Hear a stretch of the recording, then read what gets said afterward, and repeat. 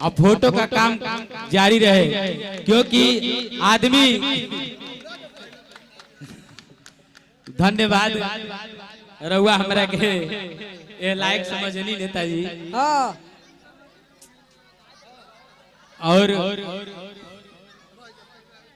मैं चाहूंगा कि फोटो लेते रहिए आप लोग, क्योंकि इंसान चला जाता है और फोटो ही एक ऐसा है कि वो यहाँ पे हमारे मोबाइल में और घर में रह जाता है। तो फोटो सबसे जरूरी है भैया, काहे कि आदमी चल जाए लेकिन फोटो ना जाए लेकिन लेबर मर जाए यहाँ से। हाँ, निषाद राज के पावन पवित्र धरती पर ही कार्यक्रम करावल गइल बा। एकरा खाती हम पूरा अपना गांव के सम्मानित जनता के एक बार हार्दिक स्वागत करम, ताली बजा के स्वागत कर दो भैया। सब लोग एक बार प्रधान जी को माला बनाकर स्वागत करें। और आई हम एक खाली नौजवान साथी के आप भाषण के लाजवाब बोले वाला हमनी के युवा नेता बबुआ जी के माइक दिहल चाहो, काहे कि यहाँ के जब बोले नहीं तो ऐसे लगेला कि बादल गरजता। अब पूरा हमनी के जितना भी सोची आम समाज ओकरा जान में जान आ जाला भैया। तो एक बार हम चाहब कि वहाँ के अपना शुभ बाड़ी से दो शब्द यह मरीटार के सम्मानित जनता पर मनीराम बाबा की इस पावन धरती पर निषाद राज जी के इस जयंती पर उपस्थित बबुआ जी हृदय की गहराइयों से आप सभी लोगों का हार्दिक स्वागत और अभिनंदन करता हूँ। निषाद राज महाराज से हमें सीखना चाहिए, अपने बच्चों को शिक्षित बनाना चाहिए।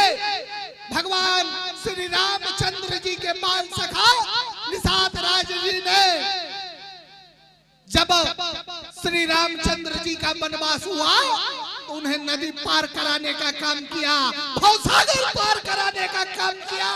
ऐसे महापुरुष का हम जन्म जयंती का आयोजन कर रहे हैं। मैं नौजवान साथियों से यह अपील करना चाहूंगा कि आप निषाद राज से सीखिए, निषाद राज बनने का प्रयत्न करिए।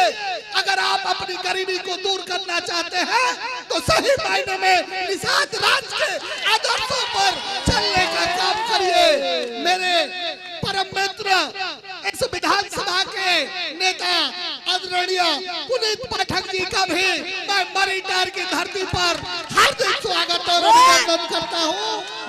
अपने इस गांव के प्रधान बसंत साहनी जी का, जवाहर पासवान जी का और भाई राधे श्याम निषाद जी का, भाई उमेश कश्यप जी का, भाई देवेंद्र जी का और दुर्गा पूजा कमेटी के सारे नौजवान साथियों का हृदय की गहराइयों से हार्दिक स्वागत और अभिनंदन करता हूँ। ज्यादा रौरा समय के समय ना ले, एक खाली अपील करब कि दोनों हाथ उठा ली सब है।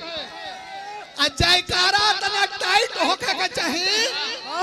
राजपूत हेने को थौली के सिवान अगर ना हिली तो हमारा ही लेके ना मनाई। हेने पिछवा चाचा लोबा रौरो सब है रोड पर जेबा वो हाथ उठा ले। आए खाली जगावे के प्रयास कर जाओ जे घर में सुतल बा इतना बड़ महापुरुष के जन्म जयंती मनाता। रौरा सब के गर्व होके के चाहिए, रौरा सब के सीना चौड़ा होके के चाहिए। रौरा सब वो महान आत्मा के जन्म जयंती मनावतनी ते खाली मनीराम बाबा के बोले के बा बोलल जाओ बोली बोली मनीराम बाबा की जय, बोली बोली बजरंग बली की जय, बोली बोली मैया की जय,